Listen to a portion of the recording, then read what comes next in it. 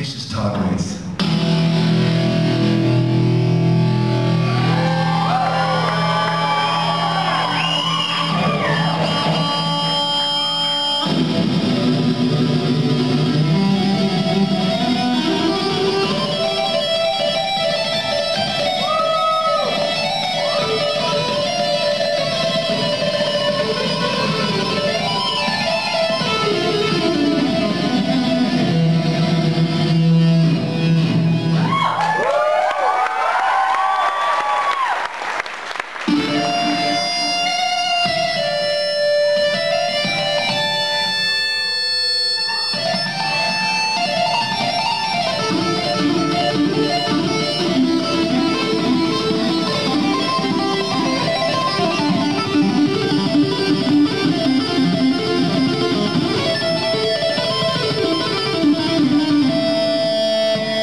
What's up, Vestaburg, Michigan?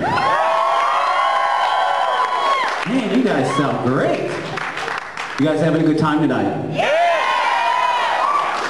Who has never heard Apologetics play before?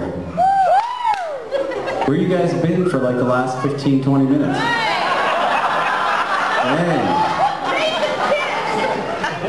Yeah, that's a real knee slapper, I know. Guys, I want to tell you, we're so grateful to be here, and I'm so grateful for so many things. And, you know, the obvious thing is that I may look a little bit different than you. And you know what, I can take it, I get it. I understand why you might look at me differently. I can't help it that God made my teeth the size of most horses. But man, I can eat an apple through a fence like no other. So if you want to meet me out back and maybe give me some sugar cubes later, that would be great. But honestly, I am so grateful and so thankful for the 3 limbs that I have left. But what may sound really strange is that I am so thankful that I lost my arm. So it wasn't always this way. I didn't always just have one arm. And I wasn't always able to get up in front of people. In fact, there was a time that I didn't even like to go to the end of the driveway to get my mail because people would look at me. I hated going into the store because people would point and whisper, and oftentimes not so whisper. But I found like a beauty in it. Like one thing is, every day is a new adventure because I get to make up a story every time I go to a store. So I'll tell you guys the truth of what happened, but I can't tell you how many kids walk around now saying, man, I met this guy at the store, and he got his arm bit off by a shark. But I'm really grateful. I'm grateful for verses like Philippians 4:13 that tell us that we can do all things through Christ who gives us strength. Amen. Yes. And I'm so grateful for Jeremiah 29:11 that says he has a plan for each of us, every single one of us. And if you go home and you look up in the Bible, Jeremiah 29:11, you're like, please don't say you have a big plan for me because I'm too scared to do things and I don't have that personality. You can search high and low, but you won't find a picture of you that says, oh, except for you, you can just lay low. It's all of us, and believe me, I never thought that I'd be speaking in front of folks. And, you know, God unveiled his plan for my life when I was a very young kid, but I didn't know. I was 4 years old, and I've had one dream in my whole life. My whole life, my dream was to be a rock star. I'm still dreaming for that. But obviously some things changed in my life that may have talked me out of it. People have said things in my life that may have talked me out of it. But man, those 2 verses, I could do all things and there's a plan for me, I couldn't ignore it. And I was 4 years old, I started playing the organ, you know, wood grain, Phantom of the Opera, not cool organ. And if you guys have seen those station wagons with the wood grain sides and that awkward seat that like makes you look at people driving behind you, this was like the equivalent of that, but even nerdier. I thought it was cool. And every day I'd play it, I'd get up and I was really into it and started taking lessons, and there were a lot of things that I didn't understand why I had to learn when I took lessons. There were also things in the Bible I didn't understand. I thought David and Goliath was a cool story. I thought Samson was a cool story. But the verses I just quoted to you and several others, I was like, I don't understand how that applies to me. And with lessons, I was like, man, I think it's cool to learn songs. I know why I want to do that, but why do I have to learn chords and scales and chord positions and blah, blah, blah, blah, blah. But I did it because I had a teacher that used to hit my knuckles with a ruler if I didn't. So I learned really quickly it's really important to do that. But it was time for me to be in a band because I had a little taste of being on a stage because I don't mean to like be Captain Obvious to you, but it's obvious that I was way, way too muscular to like play sports. It just wouldn't be fair.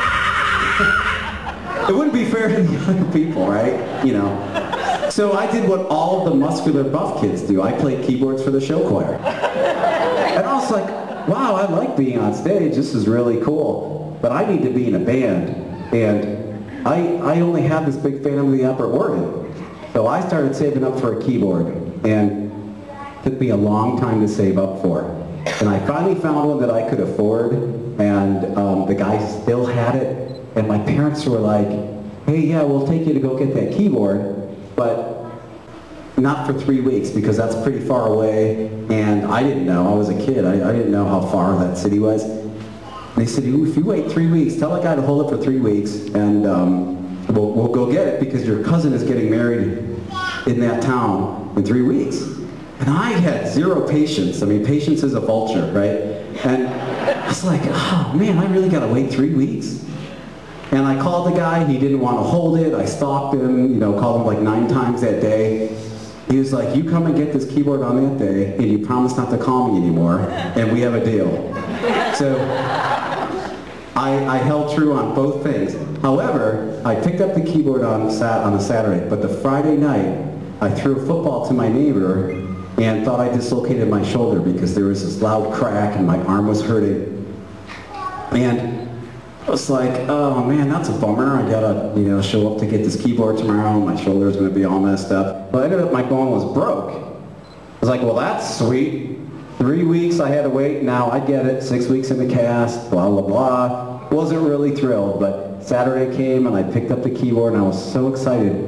Well, Monday came and so did a lot of tests, and because ultimately they said your arm shouldn't break from throwing a football. Ended up that I had a very, very advanced, very severe childhood rare bone cancer. And things got a little dark for a minute because the doctor said, look, we have to amputate your son's arm. And he was talking to my parents and I was there.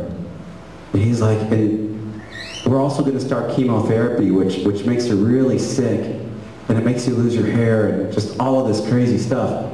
And that was pretty heavy. And my parents said, you know what, whatever will save his life. And the doctor said, I got to be honest with you, it doesn't look good, even if we go through all of that.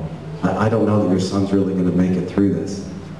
Here's what's awesome. May 18th was just like last week, marked the 31st year that I was told I wouldn't make it. Amen. So sometimes you have survivor's guilt.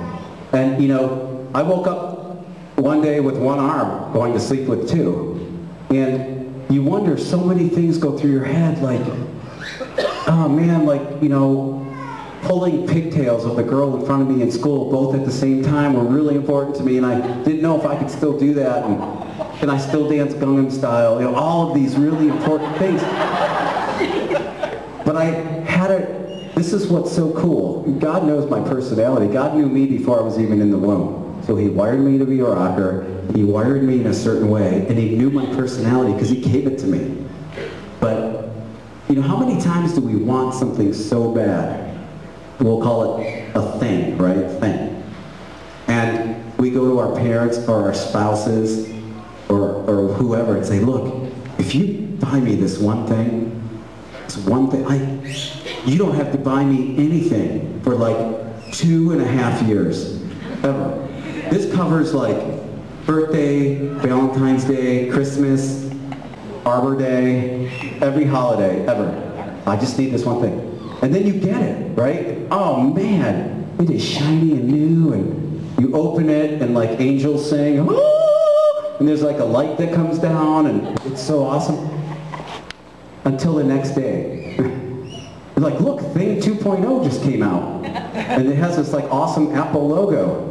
And then you start again, you know, you just get me this one thing. Well, this keyboard was still shiny and new to me because I never played it. Everything happened so fast. It was God's way of saying, I have to pull this lever. And he has to find this keyboard on this day. And I need him to wait 3 weeks so that he's excited about it. But I can't give it to him just yet. And he can't play it just yet because when he gets home, I need to have him focus on this. And all of this time later, I realized that it was all part of his awesome plan for me. And things really took off. I got to coach the keyboardist from Bon Jovi. He cut off the tip of one of his fingers, and I got to coach him on how to make up for that.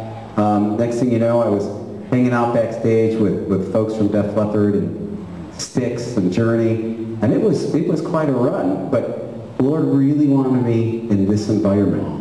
And I'm so grateful that he did, and that he called me back to him after some times in my life that I forgot all of this story.